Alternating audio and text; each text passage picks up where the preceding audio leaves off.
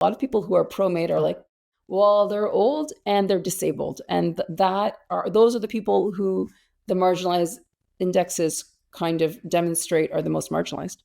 Yeah, that's the problem. MAiD has been made for the people in society that are most marginalized. They experience the most ageism, the most ableism. Like people don't look at them, don't make eye contact, don't even think of them as a human being.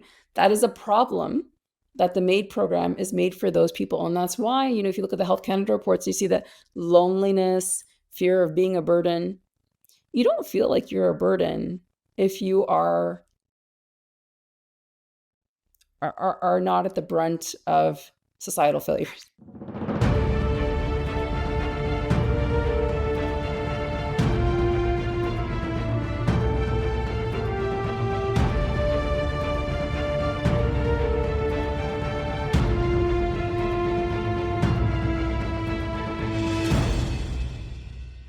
Hello, everyone. My name is Peter Copeland, Deputy Director of the Domestic Policy Program here at the Macdonald-Laurier Institute, and thanks for joining us for another episode of Inside Policy, our in-house policy podcast.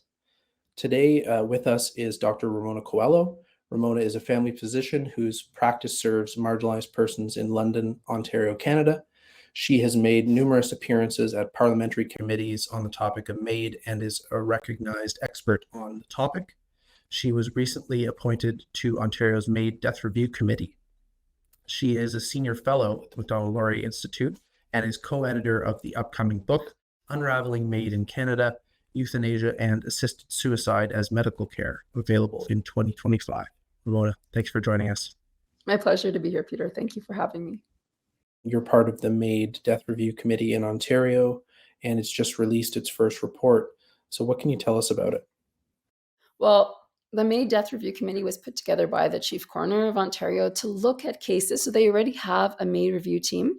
I have to say the coroner probably has the best oversight in Canada, where this team has a plan to review cases, especially track 2 cases. They look at them in detail. They contact the family. They're looking to make sure that they're looking at vulnerability. And so they've selected cases for us to review with our particular expertise that may be concerning to them, and they want to hear our feedback.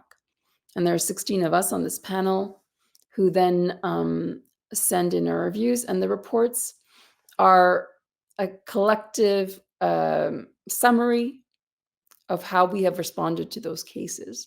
And the cases were picked for us to review because they are small trends, but they're still trends, meaning that there's a batch of cases that kind of are following these similar practice patterns that the coroner just wants to have feedback on.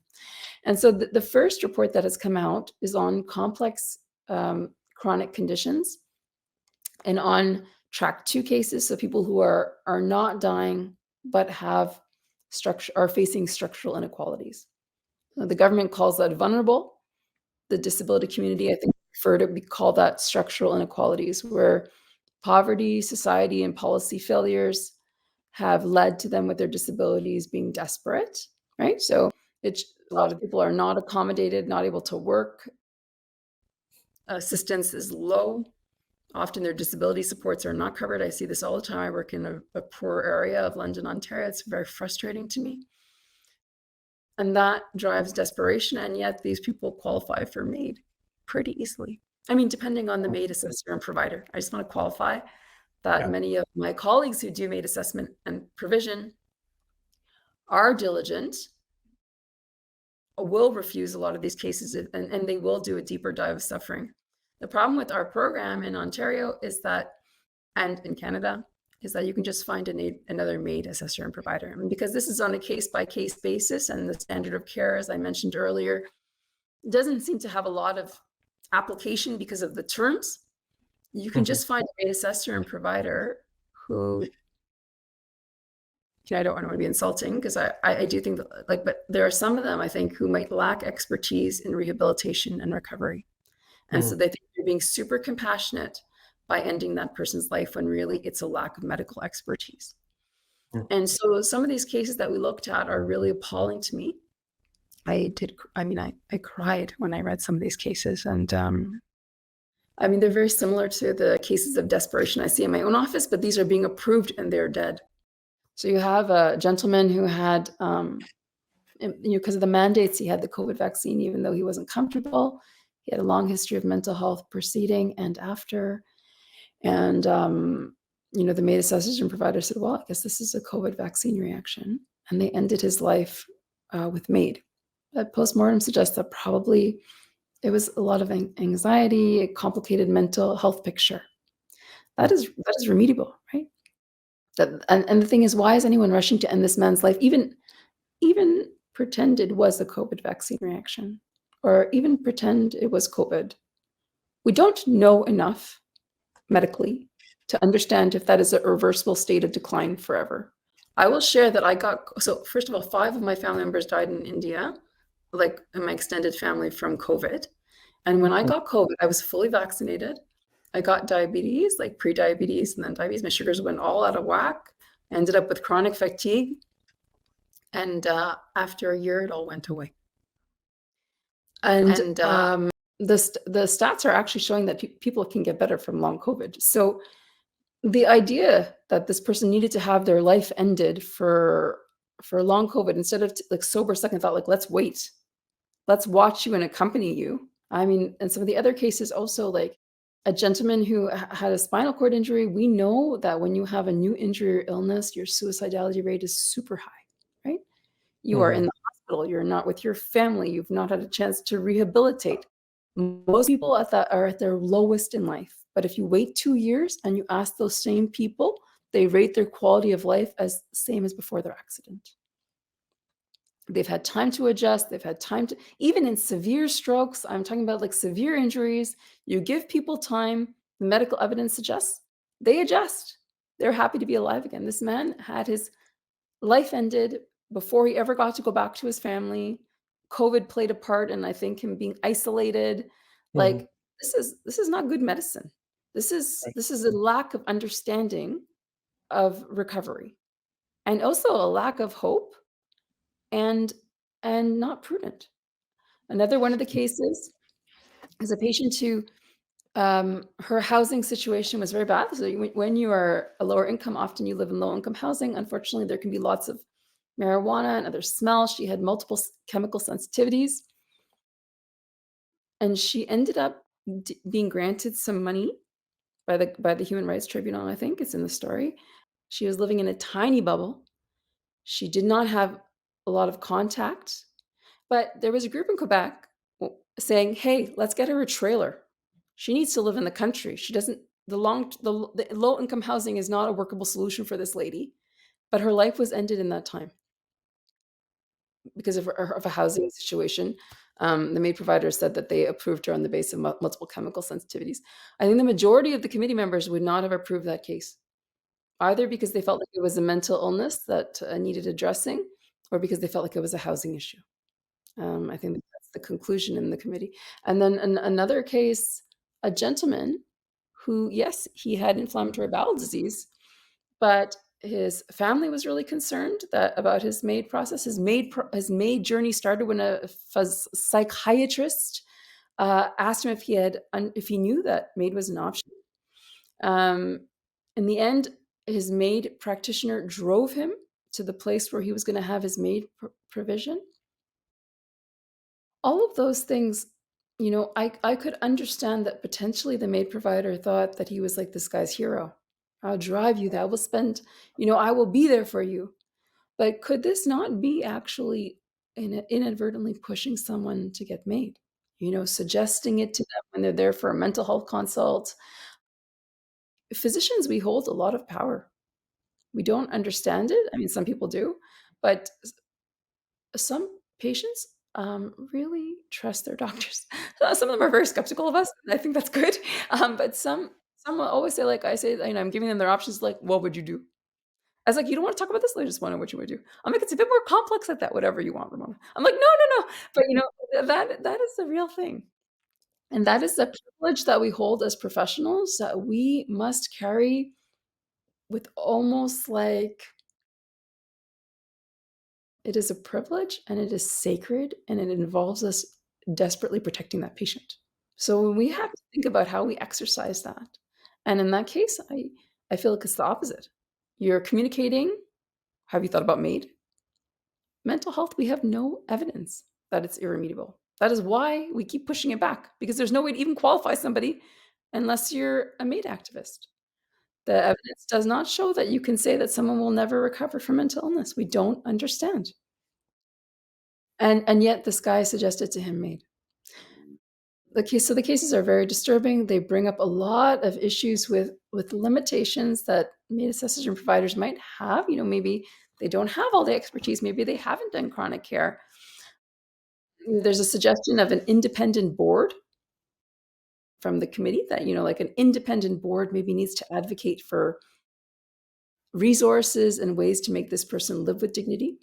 The Human Rights Commissioner of Canada has twice made warnings that they're very, very concerned about reports about people receiving MAiD because they don't have services.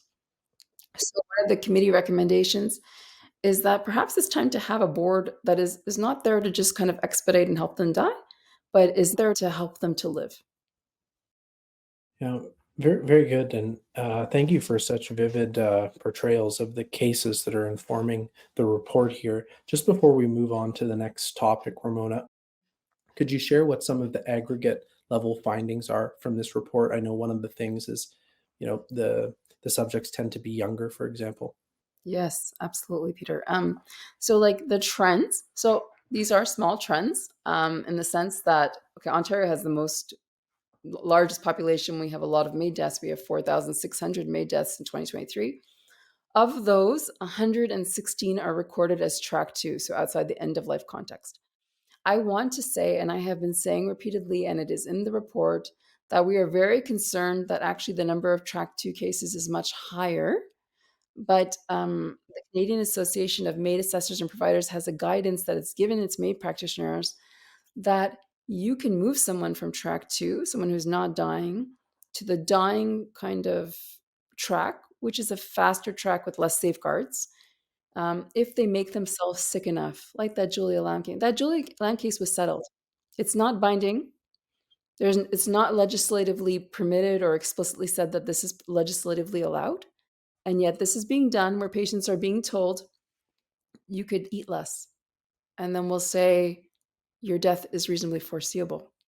And in that way, we don't actually know if the number of track two patients is actually really that small. And that is my first thing that I have to say, is that, you know, these numbers are small, but we don't know actually what the real numbers are because we don't know who's been expedited to track one. And that is worrisome because one, it dilutes our stats.